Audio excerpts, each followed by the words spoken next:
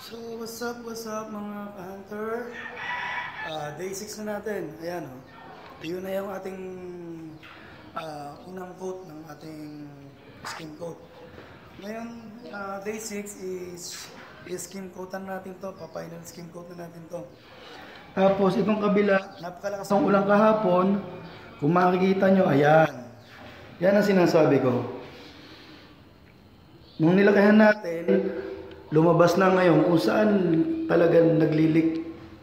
Ayan o, kita nyo na. Nakikita nyo na. Pinaka mas malala dito sa side na to. Ito. Yan, yung part na yan. So kailangan dito mas mapuro natin yung paglalagay ng ating pang waterproofing. Tingnan nyo yung baba. Ayan. Pero ito ang pinaka malala. Dahil dito sa part na to, ito. Dito sa ginawa nila na to, kung bakit ganyan ang ginawa nila, ay hindi ko din alam. Yan. Okay, guys, samahan nyo na ako mag-skim coat at mag-waterproofing nitong pangalawang kwarto. Okay, sana tapusin nyo ulit itong video to at i-follow nyo ang aking page, TikTok at YouTube channel. Salamat! So yun nga mga ka-hunter, tapos na natin itong skin coat. Na second and third coat na rin natin to. Pwede na natin itong lihain pag natuyo. At pwede na rin natin siyang pinturahan pagkatapos. So hindi pa tayo dito sa i-repair natin ng pangatlong kwarto. Yan, tingnan mo habang tumatagal, dumadami yung lumalabas ng tubig. Yan. Inaantay ko mas maganda lumabas muna yung ano niya eh. Yung natatago niyang tubig doon sa likod. So tingin ko naman nakalabas ng lahat. Pwede na rin natin itong simulan. Okay guys, tapusin nyo itong video na to. Maraming salamat.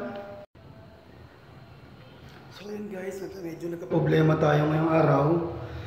Babagsak kasi yung ulan, so hindi natin pwede itong lagyan ng ating pang waterproof kasi baka ibuga lang niya pag hindi natuyo. Baka ibuga lang nung tubig galing sa kabila.